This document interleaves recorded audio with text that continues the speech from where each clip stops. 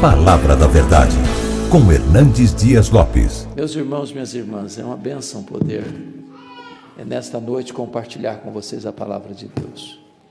O texto que eu vou ler está em Marcos capítulo 14, versos de 1 a 9. Eu peço que você abra sua Bíblia comigo neste texto. Marcos 14, verso de 1 a 9.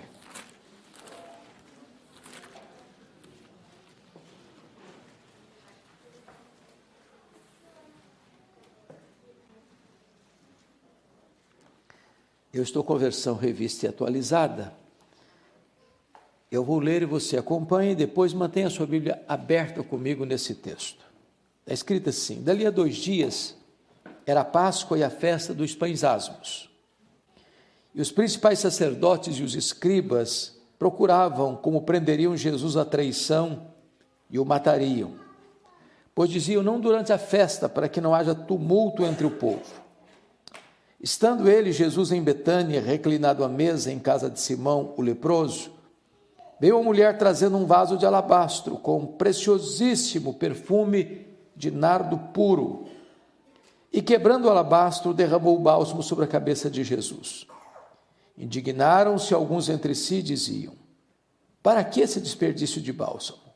Porque este perfume poderia ser vendido por mais de 300 denários e dar-se aos pobres. E murmuravam contra ela. Mas Jesus disse: deixai-a, por que a molestais? Ela praticou boa ação para comigo, porque os pobres sempre os tendes convosco, e quando quiserdes podeis fazer-lhes bem, mas a mim nem sempre me tendes. Ela fez o que pôde, antecipou-se a ungir-me para a sepultura. Em verdade vos digo, onde for pregado em todo o mundo o evangelho, será também contado o que ela fez para a memória sua. Amém. Bom, o contexto desta passagem está meridianamente claro. Trata-se de 2 dias antes da Páscoa. A Páscoa era a maior festa dos judeus. A Páscoa era a alegria dos judeus e o terror dos romanos. Isso porque na Páscoa a cidade de Jerusalém quintuplicava de população. E os romanos, que tinham a sede do seu governo em Israel em Cesareia Marítima, a residência do governador não era Jerusalém, era Cesareia. Toda a força militar de Roma não ficava em Jerusalém, ficava em Cesareia. Mas no período da Páscoa, todo o aparato militar subia para Jerusalém. O gabinete do governador era transferido para Jerusalém. Até o tetrarca da Galileia, Herodes Antipas, na Páscoa, transferia toda a sua equipe de governo para Jerusalém. E os romanos tinham medo de rebelião, de motim, e então a cidade ficava com muita vigilância e preocupação. Pois bem, 2 dias antes da Páscoa, diz a Bíblia que os principais sacerdotes, os escribas, ou seja, as autoridades religiosas, tramaram, orquestraram para prender Jesus à traição e matá-lo depois da festa, quando o povo já tivesse ido embora, longe dos holofotes. Entretanto, somos informados em Mateus de que 2 dias antes, é o texto paralelo deste, foi Jesus quem disse para os discípulos que ele estava para ser entregue nas mãos dos principais sacerdotes e escribas, para ser crucificado. E aí você chega à seguinte conclusão: quando os homens tramam, urdem, orquestram, pensando que eles estão no controle da sua ação, eles estão apenas cumprindo um plano já estabelecido por Deus, porque as rédeas da história não estão nas mãos dos homens, está nas mãos de Deus. Ainda que os homens façam mal, como levaram de fato Jesus à cruz e mataram Jesus, mas aquilo cumpriu um plano já estabelecido por Deus desde toda a eternidade. É curioso também que na mesma medida que as principais autoridades religiosas de Jerusalém tramam, urdem, maquinam e orquestram contra Jesus para matá-lo, 10 quilômetros dali, na aldeia de Betânia, uma família prepara uma festa para Jesus. E é curioso que ainda hoje Jesus desperte sentimentos tão diferentes e tão opostos. Ele é amado por uns e odiado por outros, recebido por uns, rejeitado por outros, adorado por uns e rechaçado por outros. Também é curioso que esse jantar que é oferecido a Jesus em Betânia acontece na casa de um homem, que é chamado de Simão. E a Bíblia não dá o sobrenome dele, mas dá um epíteto, um adjetivo para ele: Simão, o leproso. Isso me chama a atenção, porque uma pergunta se faz necessária: esse homem ainda era leproso? E a resposta óbvia é: claro que não. E por que sabemos que não? Porque se leproso fosse, ele não podia ficar em casa. Se leproso fosse, muito menos podia receber alguém em sua casa. Mas se esse Simão não era mais leproso, por que o evangelista diz que o jantar ocorreu na casa de Simão, o leproso, e não na casa de Simão, o ex-leproso? Para ensinar-nos uma lição. A lição de que você não deve rotular pessoas, porque rótulos ficam. Não carimbe gente. Não põe uma tatuagem existencial numa pessoa, porque Deus pode mudar a vida dela. O enfermo está curado, o prisioneiro está livre, o perdido está salvo. Então não rotule gente, porque Deus é especialista em reverter diagnósticos irreparáveis, impossíveis. Mas também é curioso que quem se destaca nesse jantar é uma mulher. E esta mulher é incógnita, ou seja, ela não tem nome nos evangelhos sinóticos, porque esse texto está relatado em Mateus 26, brevemente introduzido em Lucas 22, está descrita aqui em Marcos 14 e também em João 12. Mateus, Marcos e Lucas não falam do nome dessa mulher, ela é incógnita, ela é anônima. Mas em João 12, o nome dela aparece. Essa mulher aqui é Maria, irmã de Marta e Lázaro. E a biografia de Maria é muito instrutiva, porque ela só aparece 3 vezes nos evangelhos. E nas 3 vezes que ela aparece no evangelho, ela está aos pés de Jesus. Não há nenhuma outra biografia na Bíblia que tem essa característica. A primeira vez que ela aparece é em Lucas 10. Ela está aos pés de Jesus para aprender. E eu vou lhe dizer que a maior academia do mundo é assentarmos-nos aos pés de Jesus. Assentarmos-nos aos pés de Jesus é alcançarmos o topo do mundo, o lugar mais alto de aprendizado. A segunda vez que essa mulher aparece na Bíblia é em João 11. E ela está novamente, Maria, aos pés de Jesus. Agora para chorar a dor do luto pela morte do seu irmão Lázaro. E eu vou lhe dizer que o único lugar do mundo onde você encontra uma fonte de consolo nas dores terríveis que assolam a vida é assentarmos-nos aos pés de Jesus. Mas agora, em terceiro lugar, e pela última vez, essa mulher está outra vez aos pés de Jesus, agora nesse texto e paralelos, para agradecer. E a pergunta é: agradecer o quê? Agradecer o maior milagre público de Jesus. Eu não sei se vocês já observaram o contexto desse fato. Vou abrir um pouquinho dessa água aqui.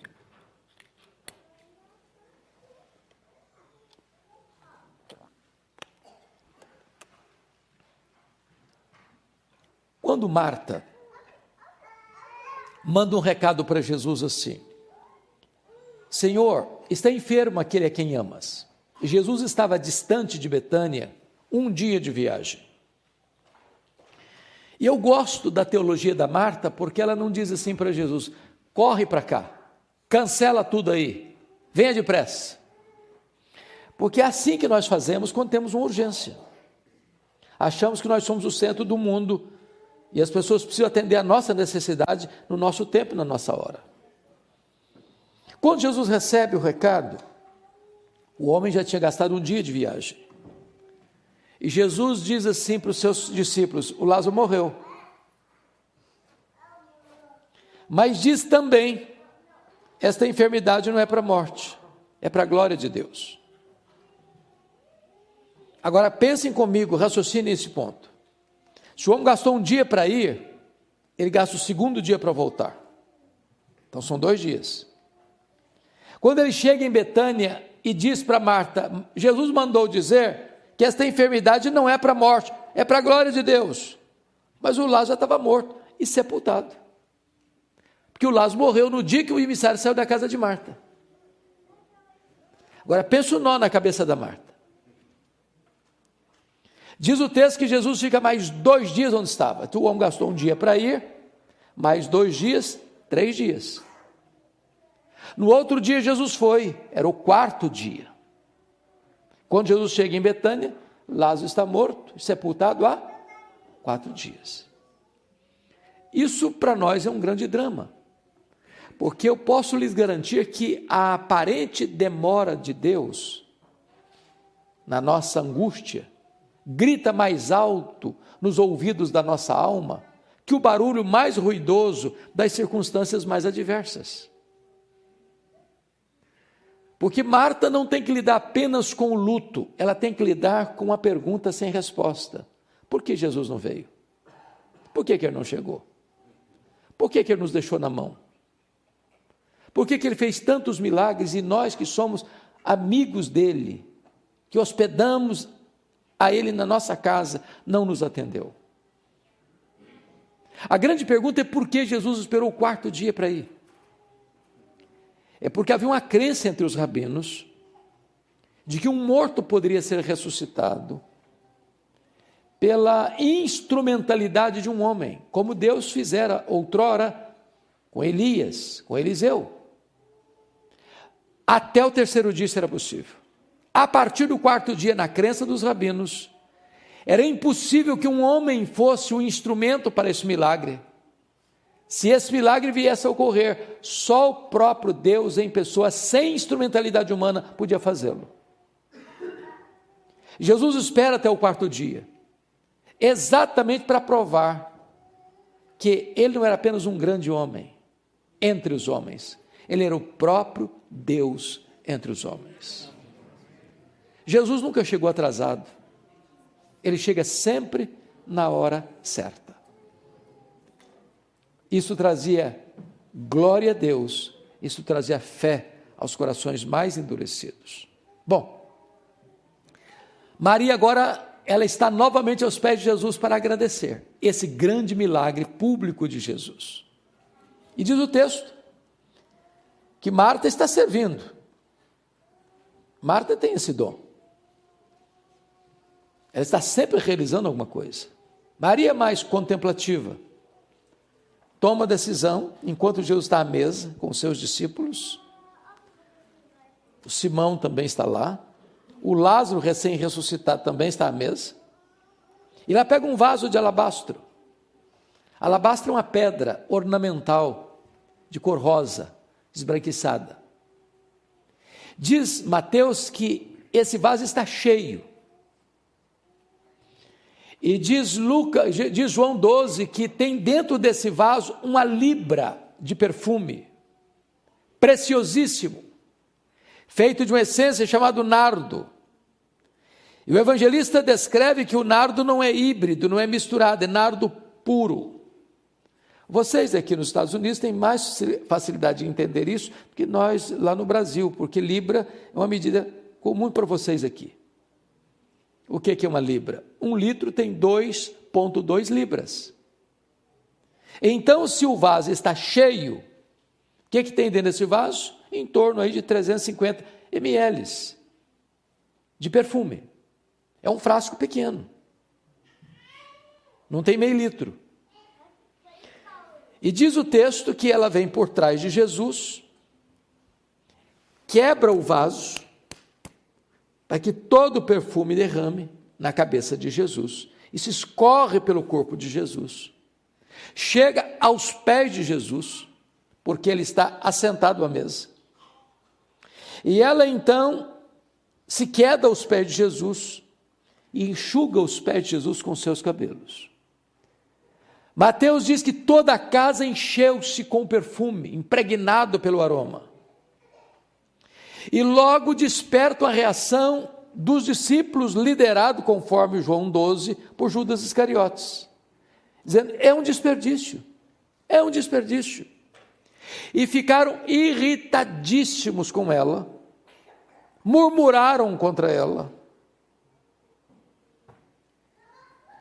fizeram mais, chegaram a ponto de, o texto diz que eles molestaram Maria, e disseram: esse perfume poderia ser vendido por mais de 300 denários e dar-se aos pobres. E Jesus saiu em defesa de Maria.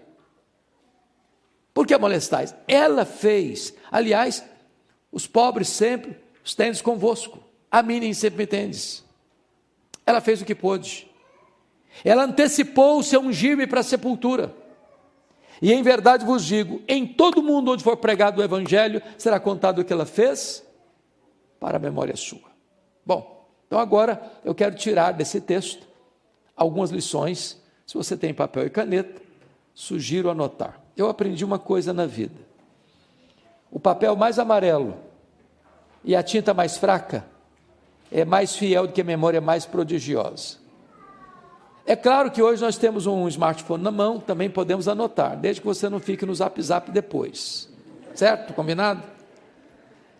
Então, quais são as lições que Maria pode nos ensinar nesta passagem? Primeira lição, olha comigo o versículo 8, a parte A. Ela fez o que pôde. Você pode repetir essa frase comigo? Ela fez o que pôde. Toda vez que eu leio isso aqui, eu sou levado a perguntar a mim mesmo: meu Deus, e eu? Estou fazendo o que eu posso para Jesus? Eu estou fazendo tudo o que eu posso para Jesus? Porque às vezes nós fazemos relaxadamente. Às vezes nós fazemos, mas não fazemos tudo o que podemos. Às vezes nós fazemos, mas não fazemos de todo o coração. Às vezes nós fazemos, mas a nossa motivação não é boa. Maria fez o que pôde. Você tem feito o que você pode para Jesus? Eu acho que todos vocês já ouviram falar do conde Ludwig van Zinzendorf, 1723, na Alemanha. Criou um movimento chamado movimento moraviano,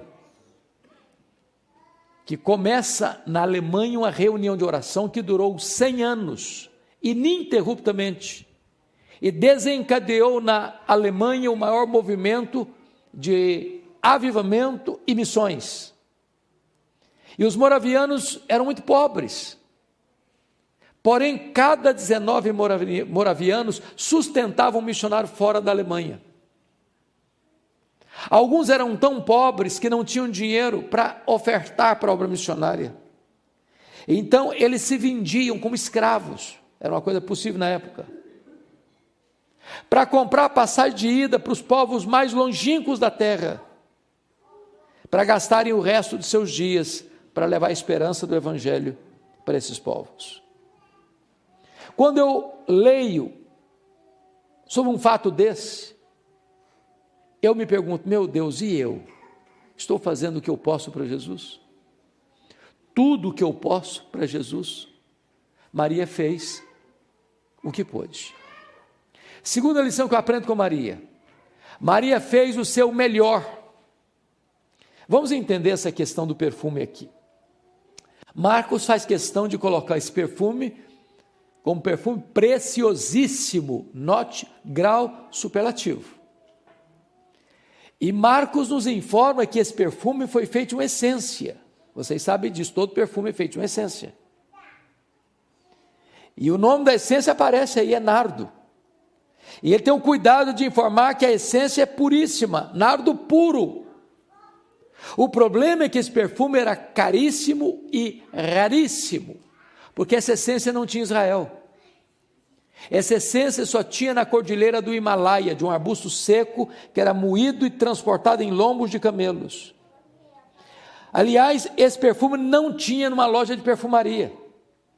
Esse perfume era comprado gota a gota, grama a grama, ia sendo acondicionado nesse frasco de pedra, de alabastro. Para você ter uma ideia o que representa esse perfume, ele foi avaliado por Judas Iscariotes, que era entendido de dinheiro, ele era tesoureiro, entendia de grana, em mais de 300 denários. Agora, vamos entender, se tinha dentro desse frasco 1 libra, o que ele está querendo dizer então? Que cada ml desse perfume custa 1 denário. Cada gota do perfume custa 1 denário. O que é 1 denário? O denário era o salário de um trabalhador durante o dia. Então, pense comigo aqui as irmãs que cuidam de uma casa, limpam a casa, trabalhou o dia inteiro, chega no final do dia, você passa lá na loja, eu vim comprar 1 gota do perfume, trabalhou o dia inteiro para comprar 1 gota de perfume, 1 ml de perfume, era o salário de um dia, para comprar o quê? 1 gota. Agora notem, tem dentro desse pequeno frasco a poupança de 1 ano de trabalho. Bom, você e eu gostamos de um bom perfume, não é verdade? Agora, quando você compra um bom perfume, que não é barato, você diz para você mesmo, esse perfume tem que durar pelo menos 1 ano. Não é assim? Você não sai esparramando perfume para todo lado. É uma gotinha, e num dia especial. Agora, note que Maria não abre o frasco, ela quebra o vaso. E por que ela quebra o vaso? Porque ela está dizendo, eu não quero que sobre nenhuma gota. Tudo que eu tenho, e o melhor que eu tenho, eu quero dedicar ao Senhor Jesus. Ela fez não só o que pôde, ela fez o seu melhor. Às vezes, irmãos, as pessoas que não têm o conhecimento de Deus que você e eu temos, são mais zelosos em servir aos seus deuses, do que nós o somos em servir ao Deus da nossa vida. Eu estava pregando em Porto, em Portugal, fui visitar Coimbra, uma cidade importante na área do direito. E quando nós viajávamos, eu vi caravanas a pé, no asfalto andando. E eu perguntei, o que essas pessoas estão fazendo? Me disseram, elas estão indo a Fátima pagar promessas. E eu perguntei, a que distância elas estão andando assim a pé? Me responderam, a mais de 300 quilômetros, a pé. Aí eu fiquei pensando na igreja. Falei, meu Deus, às vezes a gente mora no bairro da igreja. Tem carro, tem Uber, tem táxi. Se tiver muito frio, não vai. Se estiver chovendo, corre o risco de derreter. Se tiver algum trabalho, um bicozinho para fazer, não vai também, porque precisa ganhar mais uma graninha. E qualquer desculpa é uma boa desculpa para a gente não ir. E aqueles que não conhecem a Deus como você e eu conhecemos, às vezes são mais zelosos em conhecer, em servir aos seus deuses, do que você em servir ao Deus da sua salvação. Maria fez o seu melhor. Terceiro lugar, terceira lição que eu aprendo com Maria. Maria fez sacrificialmente.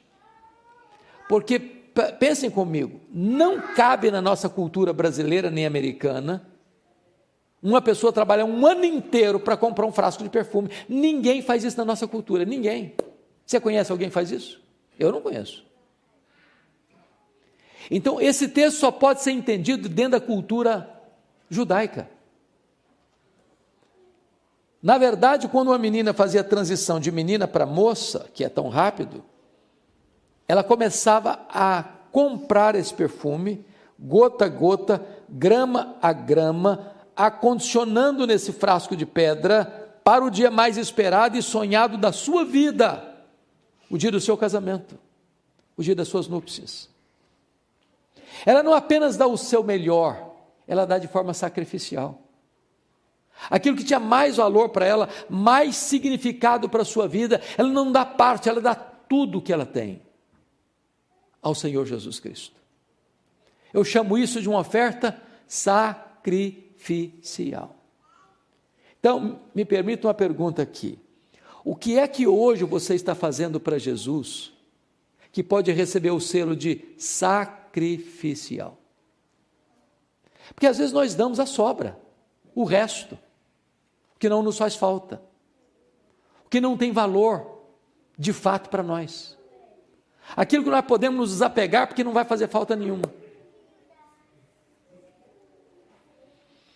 Eu li um livro recentemente, até um livro em inglês, não tem ainda em português, sobre generosidade. E o autor, para mim, foi muito feliz na introdução, porque a introdução valeu o livro, generosidade. E ele disse: você quer ser uma pessoa generosa? Ele diz: é muito simples, é fácil aprender. Faz o seguinte, passe numa loja, compre um vaso, um jarro, uma jarra de vidro transparente. Se você é chique, pode ser cristal, não tem problema não, desde que seja transparente. E você vai levar esse vaso, essa jarra, e botar na sua sala, mas não vai botar flor não, tá? Não é para botar flor não, só para botar terra, só terra, para você passar e olhar para ele todo dia, para lembrar a você duas coisas. Primeiro, de onde você veio? Você veio do pó. Segundo, para onde você vai? Você vai voltar para o pó. Do pó que você veio, quanto você trouxe? Trouxe nada. Para o pó que você vai, quanto você vai levar? Também não vai levar nada. Então, você não é dono de nada. Pronto. Você é apenas mordomo do dono. Agora, a Bíblia diz que o que Deus requer dos mordomos é que eles sejam encontrados fiéis. Se o dono é generoso, a única maneira de eu, sendo mordomo do dono, ser fiel, é ser generoso com o que é do dono, porque o dono é generoso. Sabe por que você e eu temos dificuldade de sermos generosos? Porque nós temos a síndrome de dono. Se é meu, é para mim, para o meu desfrute. No momento que eu entendo que o que está nas minhas mãos foi delegado por Deus para eu tomar conta e ser fiel na mordomia, e o dono é generoso, eu tenho que ser generoso com o que é do dono, acabou o problema de ser generoso. Me permita uma pergunta: você já fez uma oferta sacrificial? Deixa eu ilustrar isso. Eu já conheci essa história, queridos pastores, mas de forma fragmentada. Até aqui recentemente, não tão recentemente, há uns 2, 3 anos, estava pregando lá em João Pessoa, na Paraíba, e o pastor Sérgio Queiroz me contou essa história com mais detalhes. Lá na Paraíba tem uma cidade chamada Itaporanga, e a Igreja Batista Missionária tinha um programa de rádio, alcançava 40 pessoas no entorno da cidadezinha, o único programa evangélico da cidade. Aí veio a seca, vocês sabem que lá o sertão é muito assolado pela seca, aí não produziu, a agricultura falhou, dinheiro encurtou, os dízimos diminuíram, as ofertas também, e a igreja não conseguiu pagar o programa, 3 meses inadimplente, sem pagar. Aí o pastor da igreja recebe um ultimato da emissora: ou paga o programa até a próxima semana, ou nós vamos tirar o programa do ar.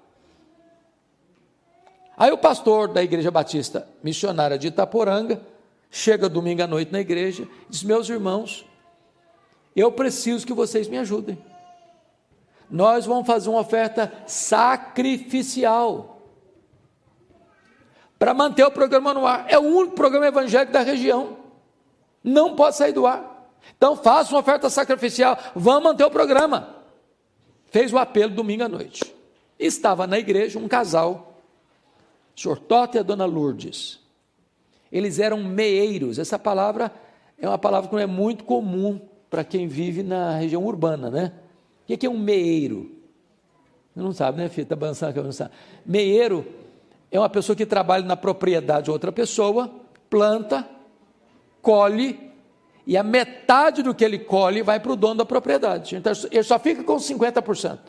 Ele é um meeiro. E aí esse casal era meeiro. Morava 6 quilômetros da cidade, a pé. Estava voltando para casa. E a Lourdes disse assim para o Tota: Tota, você escutou o apelo do pastor, nós temos que fazer uma oferta sacrificial para manter o programa. O Tota disse: mas Lourdes, não tem um centavo lá em casa. Vamos fazer o quê? Não, Tota, mas nós temos que fazer, porque Deus, está vendo aí o programa aí, não pode parar não. E você viu o apelo do pastor, falou: mas não tem dinheiro, mulher, vamos fazer o quê?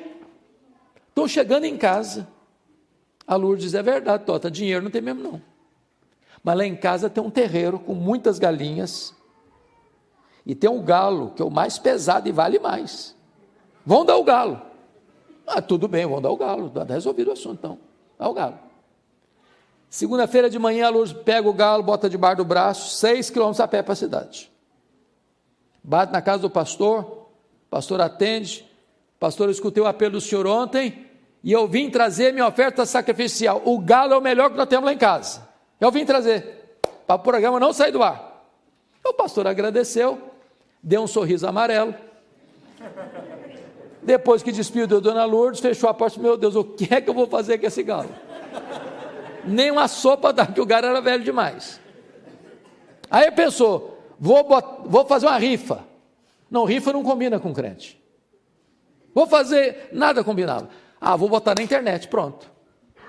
Foi lá e botou na internet que a mulher do galo deu uma oferta sacrificial.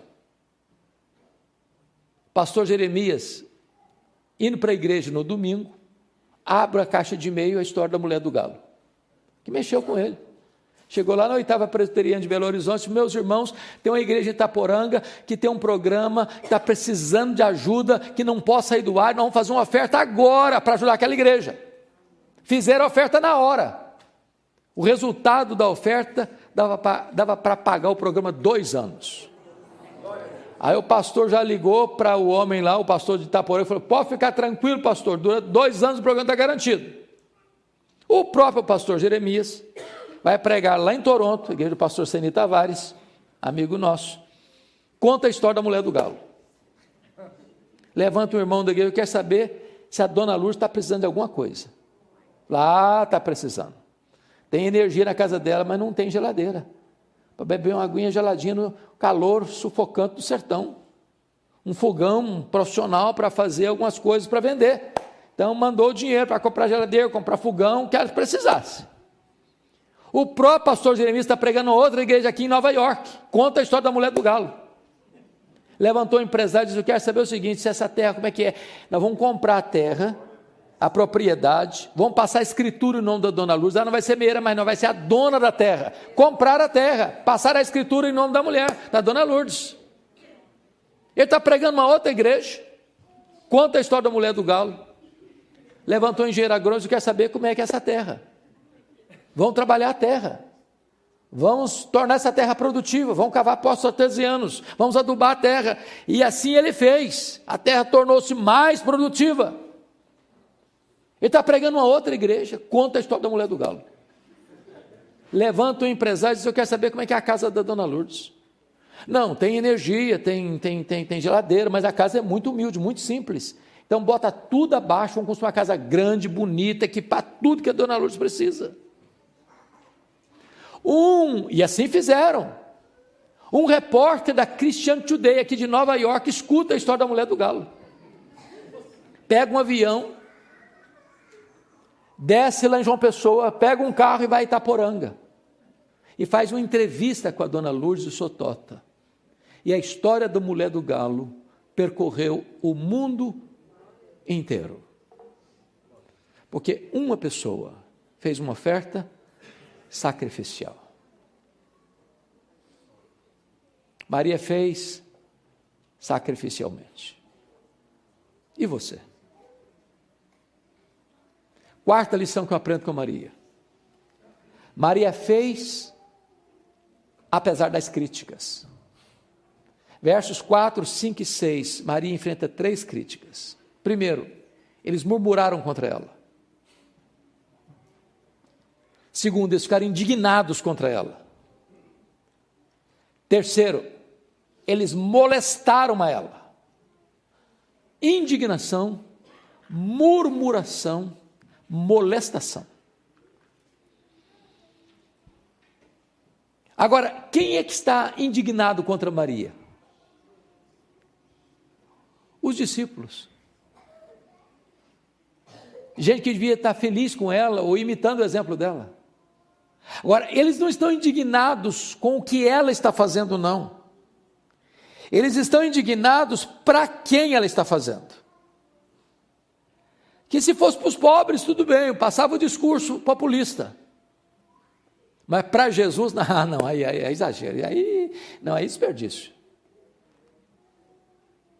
E é curioso que João 12 diz que quem lidera essa conversa aí é o Judas Iscariotes.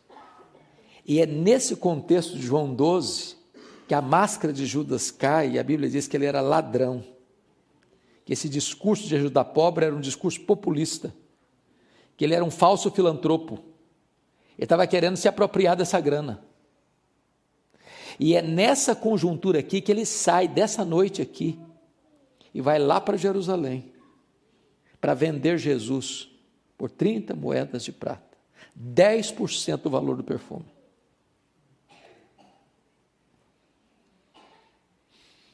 Lição aprendida. Você está fazendo a obra de Deus? As pessoas estão com raiva? Estão murmurando? Estão incomodando você? Continue fazendo a obra de Deus. Irmãos, eu não conheço ninguém que se disponha a fazer a obra de Deus que não enfrente críticas. Quem tem medo de críticas não serve a Deus. Quem tem medo de críticas está mais interessado na sua reputação do que na glória de Deus. Quem tem medo de críticas está mais preocupado com a sua autoimagem do que com a aprovação do céu.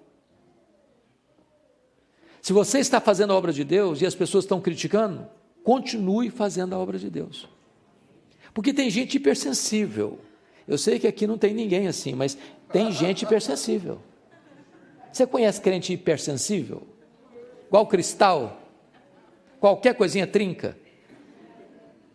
Qualquer coisinha, eu também vou sair da igreja, também não faço mais nada na igreja. Maria fez, apesar das críticas. Quinta lição que eu aprendo com Maria. Maria fez só para agradar ao Senhor Jesus. É João 12 que retrata isso. Irmãos, o que Maria fez para a nossa cultura não significa nada. Por exemplo, ela enxuga os pés de Jesus com seus cabelos. O que significa isso para a cultura brasileira? Nada, nada. Apenas um gesto de humildade. Mas para a cultura israelita isso era um escândalo. Uma mulher não soltava os cabelos em público. E será a mesma coisa dessa mulher pôr em dúvida a sua reputação. Então, se era um escândalo uma mulher soltar os cabelos em público, por que Maria fez isso? Por uma questão muito simples. O coração de Maria estava tão feliz e tão transbordando de gratidão. E quando você tem um coração que jorra gratidão, você não consegue ficar dentro de cercas engessadas, de protocolos humanos. Você acaba extrapolando. Sabem por quê? Porque quando Maria está fazendo isso, ela não está preocupada com o que Mateus vai dizer, o que Judas vai falar, o que Tiago vai opinar, o que fulano Beltrano vai falar. Ela só tem um vetor que governa a vida dela, é agradar ao Senhor Jesus. Às vezes, irmãos, na igreja a gente tem preocupação de agradar muita gente. Não vou fazer isso porque se eu fizer, o fulano não gosta. Se eu fizer aquilo outro, o Beltrano também não vai agradar. Se eu fizer aquilo outro, vai melindrar alguém. E se eu fizer do outro jeito, também vai melindrar. Eu fico cheio de dedos, tentando agradar todo mundo. E às vezes agrada a Jesus. E eu não estou falando com isso que você e eu temos liberdade para sair por aí desagradando as pessoas, não.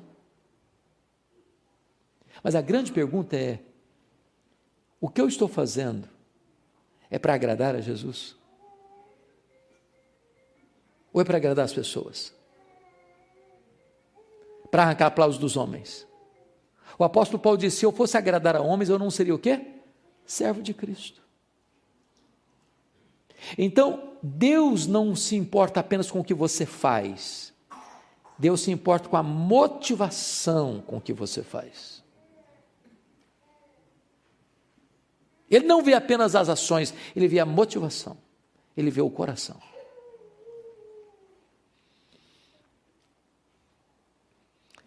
Vamos então, sexta lição com Maria. Maria fez a pessoa certa.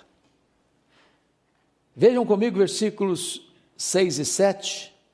Quando Jesus diz: os pobres sempre os tendes convosco, mas a mim nem sempre tendes.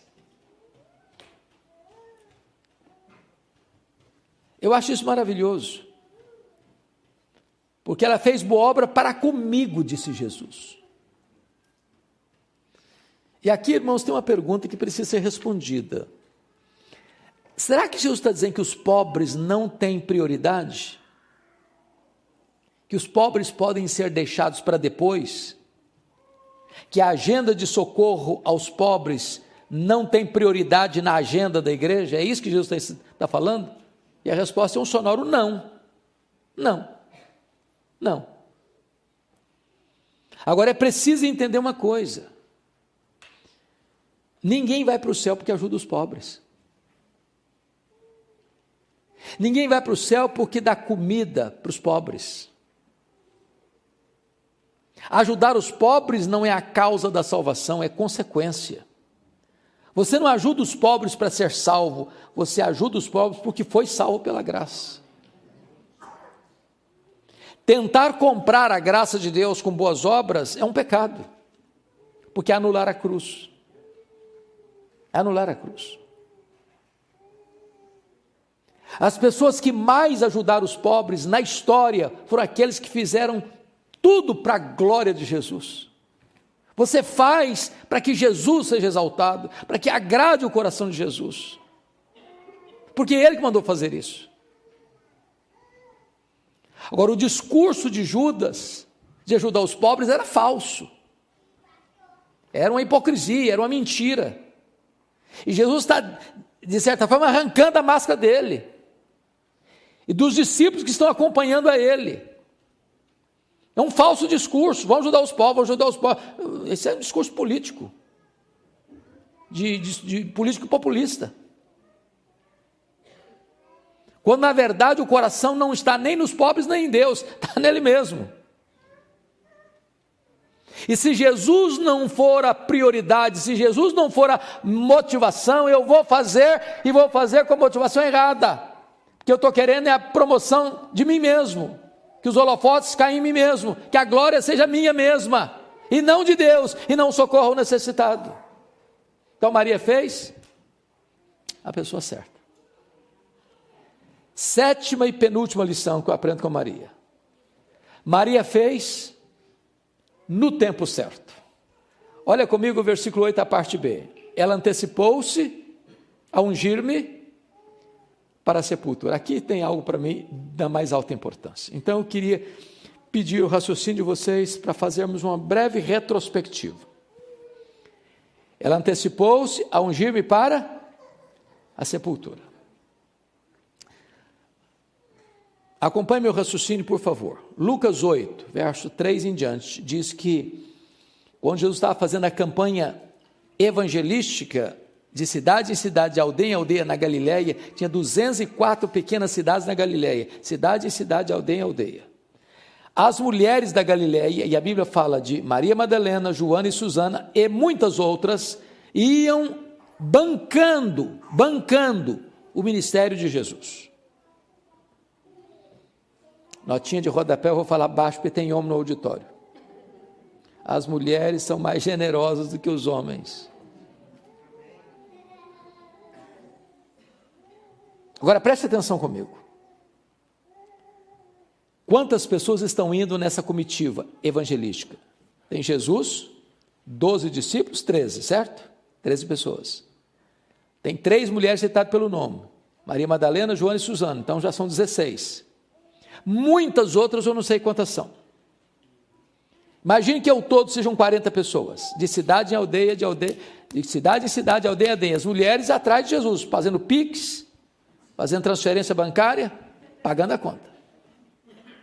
Não tem logística complicada, não tem logística boa não tem hotel, não tem self-service, e elas cuidando da estrutura, cuidando das finanças. Nessa jornada, Jesus diz para elas e para os discípulos que era necessário que eles subissem para Jerusalém, serem entregues nas mãos dos principais sacerdotes, escribas, e fosse crucificado. Quando Jesus vai, e elas sabem para onde ele está indo e com que propósito, elas vão junto. Elas são lá da Galileia, do norte de Israel, estão indo 153 quilômetros, pelo menos, de Cafarnaum a Jerusalém, a pé, com Jesus. Quando Jesus foi crucificado, só tem João presente, os outros apóstolos vazaram, fugiram, acovardaram-se. Essas mulheres estavam lá, essas mulheres. Quando Jesus foi sepultado, Lucas 23, 54, 55, não consta nem que João estivesse presente no funeral de Jesus. Mas essas mulheres, agora preste atenção, viram onde e como Jesus foi sepultado. Repita comigo, onde e como Jesus foi sepultado. Agora eu preciso da sua atenção de novo, porque eu quero amarrar isso com uma conclusão. Que horas Jesus morreu? Na sexta-feira. Que horas? 3 da tarde. Que horas Jesus foi sepultado? A Bíblia não diz. Mas ele tem que ter sido sepultado na sexta-feira, não podia ser no sábado, parava tudo. Sábado começava às 18 horas. Então você tem entre a morte e o sepultamento apenas 3 horas disponíveis. Então vamos chegar à conclusão aqui comigo, por favor. Morreu, ninguém tira da cruz, sem autorização. Quem autoriza? Governador. O governador não está presente, foi sepultado fora dos muros. Tem que alguém falar com ele, mas não adianta mandar qualquer um, porque ele nem vai receber, tem que ser alguém com trânsito. Então quem que escolhe? José de Arimateia, membro do Sinédrio. E ele chega lá e diz: ô governador, eu vim pedir permissão para tirar o corpo de Jesus da cruz, porque eu tenho um túmulo que não foi usado ainda, eu vou emprestar para sepultar o Jesus aí, chamado Rei dos Judeus. Aí o governador falou: não, mas não morre rápido assim não, e demora, tem gente aí que fica vários dias. Mas morreu, senhor. Não, morreu não deu prazo não. Morreu, senhor. Não morreu não. Eu só acredito se vier o centurião que coordenou lá e me falar. Não tinha fax, não tinha telefone celular, não tinha nada disso. Então tem que ir lá de volta, trazer o cara aqui de volta para falar com ele. Não morreu, senhor. Aí tem que fazer um documento. Aí tem que tirar o corpo da cruz, mas tem que ir lá no mercado comprar perfume, comprar lençóis, e tem que limpar o corpo. E agora tem que pegar esse corpo aqui, e lá na hora do local da sepultura, e tem uma pedra muito pesada, tem que rolar a pedra. E tem que agora botar o corpo lá, e tem que rolar de volta a pedra. E as mulheres estão olhando e vendo onde ir, como Jesus foi sepultado. Agora uma pergunta, é uma conclusão, que embora não esteja relatada, registrada graficamente, é o entendimento que eu tenho. Quando chegou o sábado, domingo, quando começava o domingo? Sábado, 6 da tarde. Elas correram para o mercado, foram comprar o quê? O que elas foram comprar? Perfume. Por que elas foram comprar perfume? Jesus estava sepultado já. Elas viram onde ir? Como? Mulher não gosta de nada mal feito. Elas olharam, esse trabalho está mal feito. Quando passar o sábado, nós vamos voltar aqui e fazer direito. Fazer direito. E elas chegam com a pergunta: quem vai rolar a pedra? A pedra é muito pesada. Olham, a pedra está rolada. Olham, o túmulo está aberto. Entram, o túmulo está vazio. Saem, um anjo pergunta para elas assim: o que vocês vieram fazer aqui? Procurar entre os mortos aquele que está vivo. Ele não está mais aqui não. Ele ressuscitou. Agora vamos entender uma coisa. Sabe o que o anjo está falando para elas? Vocês fizeram muita coisa para Jesus, mas uma coisa vocês não fizeram. Vocês não anteciparam em ungir o seu corpo para a sepultura. Agora não precisa mais desse perfume não. Agora não precisa mais. Então qual é a 7ª lição? Faça no tempo certo. Porque se você não fizer no tempo certo, você não vai ter chance de fazer depois. Oportunidades passam. É aquela visita que você tem que fazer. Não pode esperar. A pessoa está doente no hospital. Podia ir lá visitar? Você se vira, vai. Porque não tem nada mais triste que uma pessoa pedir você para visitar o fulano e você não vai, e aí... como é que tem mesmo? Qual quarto que está? Não precisa ir não, já morreu. Não dá para esperar. Não dá. Deixa eu ilustrar isso dentro da nossa cultura. Eu não sei quanto a vocês, mas eu acho muito esquisito alguns aspectos da nossa cultura. Por exemplo, eu não conheço ninguém mesmo, que receba mais elogio do que defunto. Já viu? Ô, gente, uma rasgação de seda em cima do caixão que não tem fim. A grande pergunta é se o defunto, em vida, claro, escutou alguns daqueles elogios. Porque você não vai confortar o coração de um defunto elogiando ele, não. Ele não vai levantar do caixão para dar um abraço em você, não. E se levantar, você corre também. Então não espere a pessoa morrer para elogiar. Porque tem gente assim muito espiritual, diz, não, eu não vou elogiar não, porque elogiar a pessoa vai ficar vaidosa. Não, o que a Bíblia proíbe é hipocrisia. Mas um elogio certo na hora certa é uma bênção, um bálsamo. Quer ver outra coisa que me choca na nossa cultura? Defunto recebe mais flor do que vivo. Dá para entender isso? Não dá para entender, dá. Eu fui num funeral certa feita e contei 86 coroas de flores. Contrataram um caminhãozão para levar as flores, um caminhãozinho desse tamanhozinho para levar o defunto. E eu fiquei ali olhando, observando, falei, meu Deus, coitado do defunto, não consegue tirar um botão de rosa a mais, para que tanta flor para ele? Sabe por que os mortos recebem mais flores do que os vivos? É porque a voz do remorso é mais forte do que a voz da gratidão. Não espere a pessoa morrer para mandar flores, não. Manda em vida. Agora deixa eu brincar um pouquinho, pode? Pode. Dizem que os homens que vieram do Brasil aqui para os Estados Unidos, sobretudo nessa região aqui do estado de Massachusetts, são muito românticos. Dizem.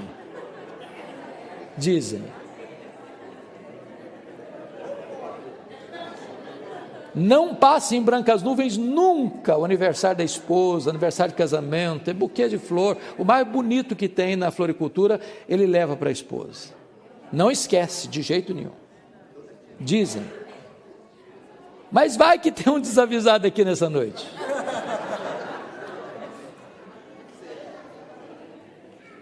Então deixa eu dizer uma palavra para você, irmã. Se você nunca recebeu um buquê de flor do seu marido, no seu aniversário de casamento, se você for na frente, e ir na frente significa morrer primeiro, você vai receber uma coroa de flores, e é grande, hein? E ele nem vai pedir desconto na floricultura também. Não espere a pessoa morrer para mandar flor, gente. Manda em vida. Faça no tempo certo. Bom, 8ª e última lição que eu aprendo com Maria no texto. Versículo 9. Maria fez com reflexos para a eternidade. Jesus diz assim: em verdade vos digo, em todo mundo onde for pregado o evangelho, será contado o que ela fez para a memória sua. Isso me encanta muito, sabe por quê? Maria fez isso numa casa pequena, numa vila pequena, há 2000 anos. E o que ela fez dentro daquela casa tem sido proclamado dos eirados da história, nos ouvidos do mundo. E essa profecia de Jesus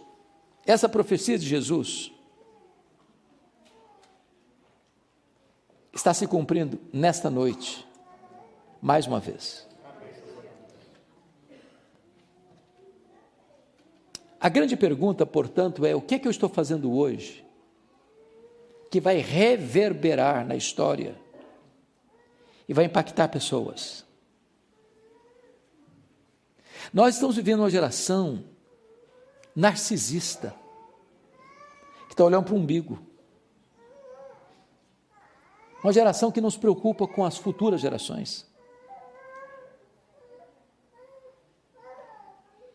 Eu não sei se você se preocupa com essas coisas.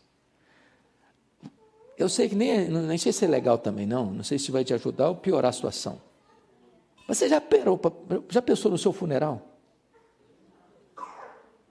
Esquisito, não? Já?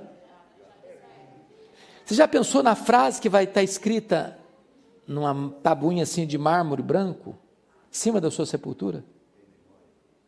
Que frase resumiria a sua vida? Se Jesus não voltar antes, depois de 50 anos que você e eu tivermos partido, e alguém lá no cemitério espanar a poeira e ler, será que a nossa vida ainda vai continuar influenciando alguém?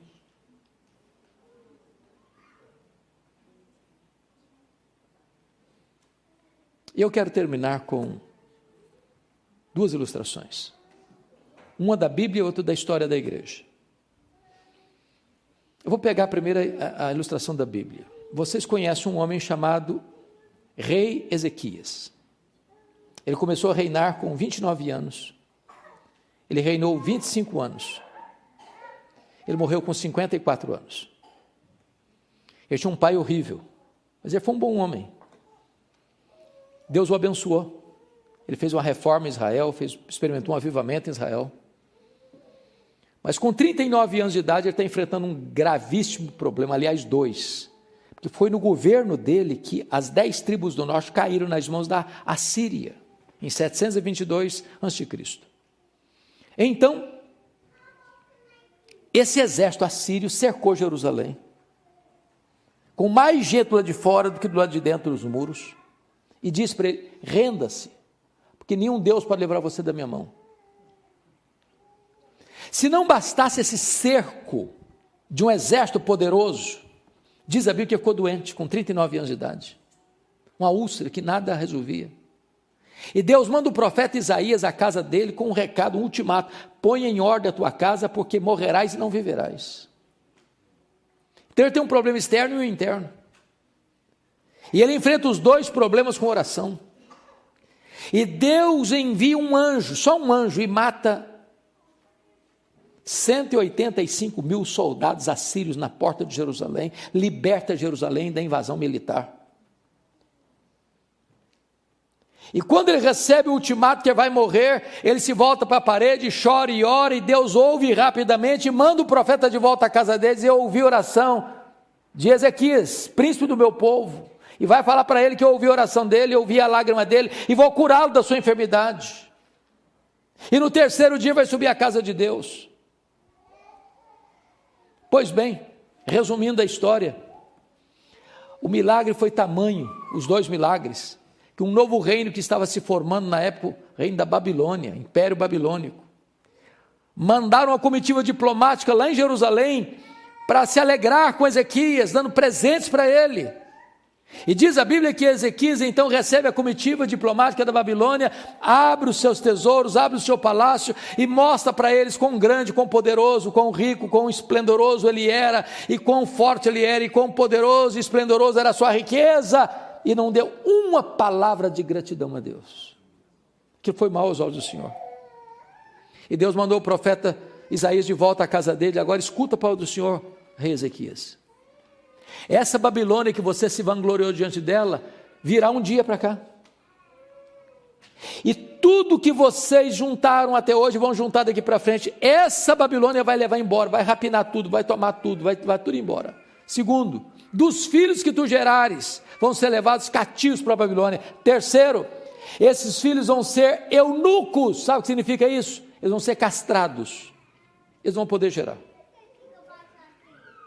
Sabe qual foi a resposta do rei para o profeta? Boa é essa palavra. Não, você não entendeu o que eu falei. Não entendeu.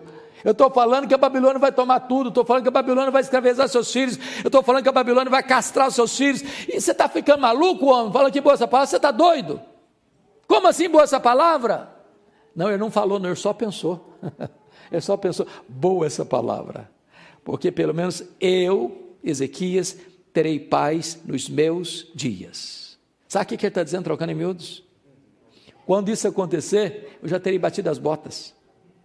Quando isso acontecer, eu não vou estar mais aqui. Eu só me importo comigo.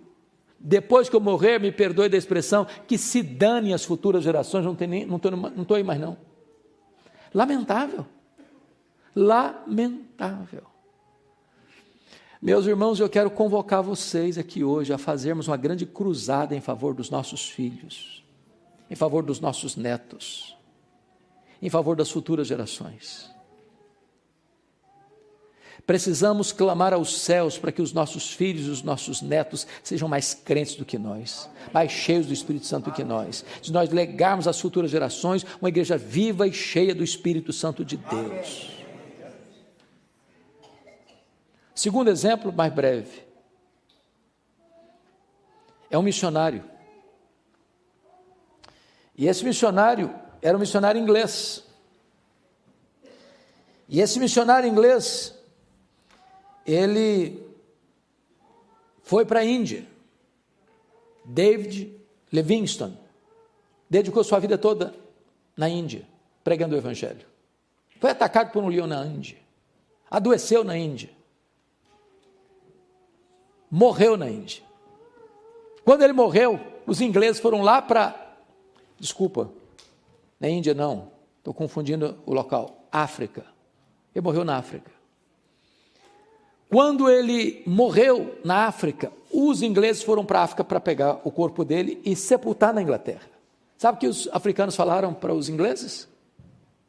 Vocês podem até levar o corpo dele, mas o coração dele vocês não vão levar. Ele amou a África, ele dedicou-se à África, ele morreu na África. O coração dele nós vamos sepultar aqui na África. Sabe o que fizeram? Abriram o peito dele, arrancaram o coração dele, sepultaram o coração dele lá na África.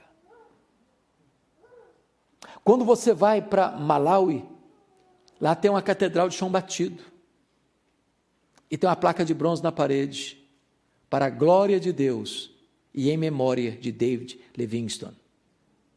Pegaram o corpo dele, levaram para a Inglaterra, para a abadia de Westminster, onde estão sepultados os reis e os nobres da Inglaterra. Lá está sepultado o corpo de David Livingstone.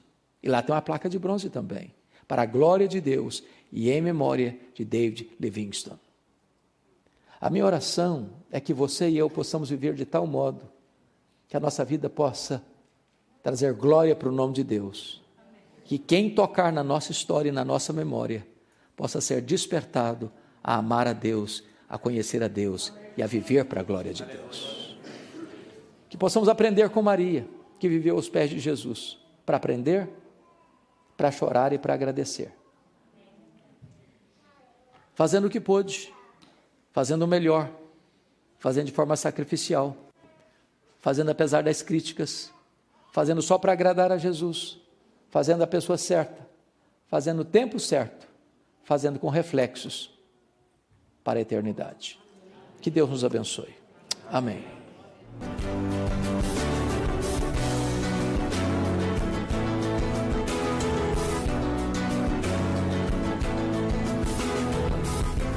Palavra da Verdade, com Hernandes Dias Lopes.